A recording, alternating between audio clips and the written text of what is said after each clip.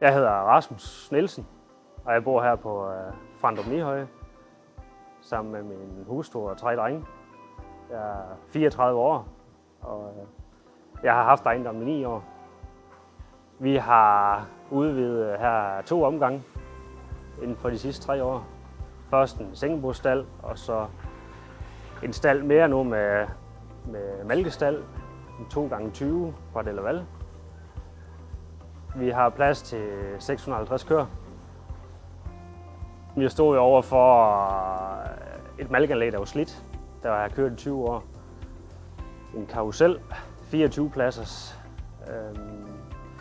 Vi har overvejet egentlig både karuselrobotter og malkestal, men jeg bliver ret hurtigt enig med mig selv, om det skulle være en malkestal. Jeg kan godt lide, at det er simpelt. Vi har styr på omkostningerne. Og at når vi har malket, så er vi færdige og slukke lys i malkestallen. Nu har jeg 4 fastmænd, der har været med under ombygningen også. Og de er yderst tilfredse med, hvor vi er kommet hen nu. Vi har en bedre arbejdsstilling, når vi malker køerne bagfra. Vi er så gået over til events af malkesæt. Det synes jeg fungerer rigtig godt. Det er nemt at skifte, og det vejer ingenting.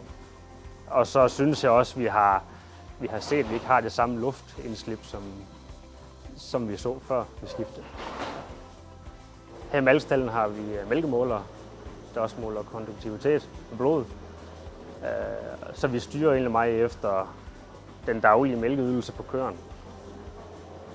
Ude i stallen har vi så overvågning med halsrem, som også hjælper os.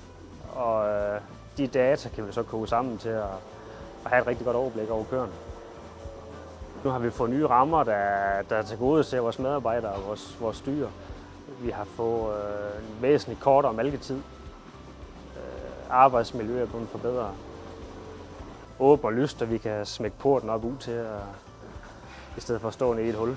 Da jeg havde besluttet med mig selv, at jeg ville have en malkestald, der har jeg egentlig efterspurgt det ypperste, de har på hylden.